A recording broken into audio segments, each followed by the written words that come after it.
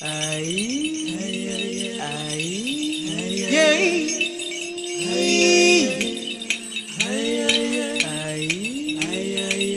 October 18, 1587, the Spanish galleon La Nuestra Señora de Esperanza dropped anchor in Morro Bay, California. Captain Pedro de Unamuno decided to explore the land and went on shore with 12 armed soldiers, Father Martin de Loyola, and some Luzon Indians. The Luzon Indians were Filipino crew members who served as lookouts for the soldiers.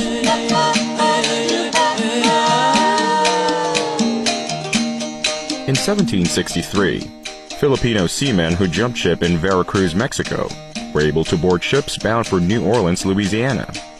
They built a permanent settlement in Louisiana and built a Manila village in 1765. About 2,000 Filipino-American residents, which today spans 10 generations, introduced shrimp farming, dancing the shrimp, and others to the United States. In 1903, the Philippine Commission passed the Pensionado Act 854 that authorized the U.S. territorial government in the Philippines to sponsor promising Filipino students to study in the United States.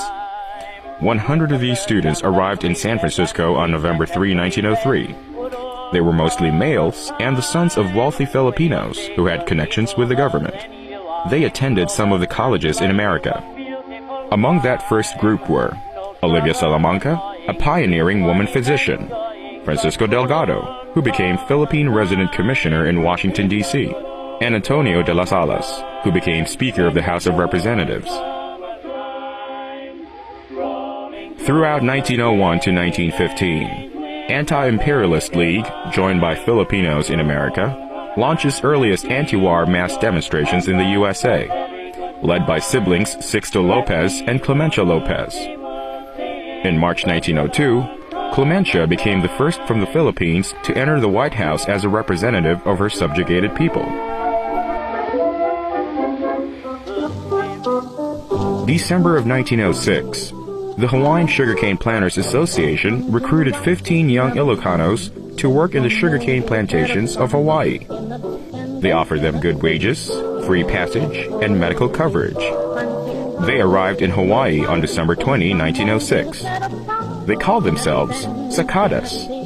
From 1906 to 1946, about 126 Filipinos were recruited to work in Hawaii.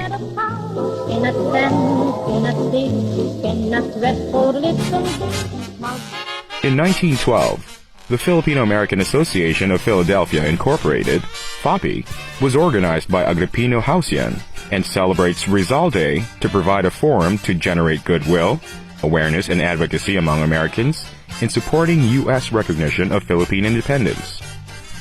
FAPI is the oldest Filipino-American organization in continuous existence, and their annual Rizal Day has the longest history in the United States. From 1920 to 1940s, Filipino-Americans organized themselves to fight discrimination and anti-Filipino riots.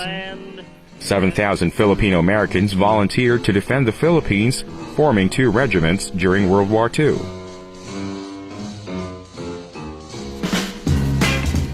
The 1960s to 1970s was known as the Great Migration of Filipinos.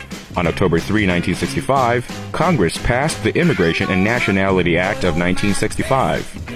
It opened up a new era of Filipino immigration when the quotas were lifted to allow 20,000 Filipinos per year entry into the United States.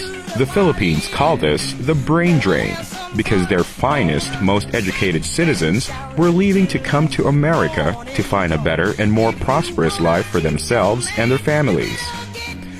More than half of these initially arriving were Filipino nurses and other medical personnel. By 1970, the Filipino population in the United States was 343,060.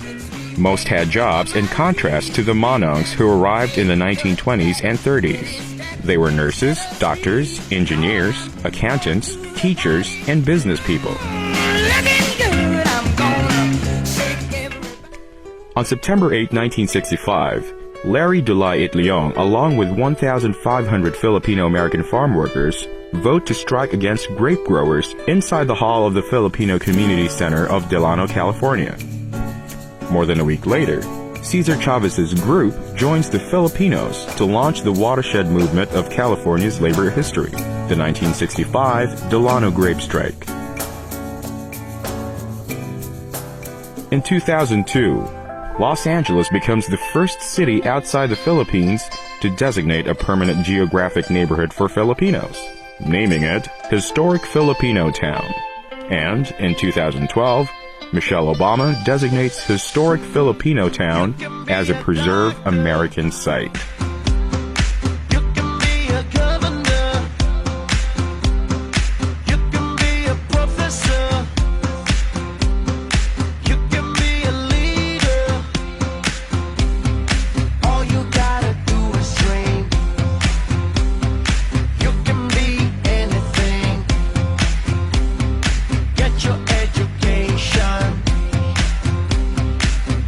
Situation, 'cause if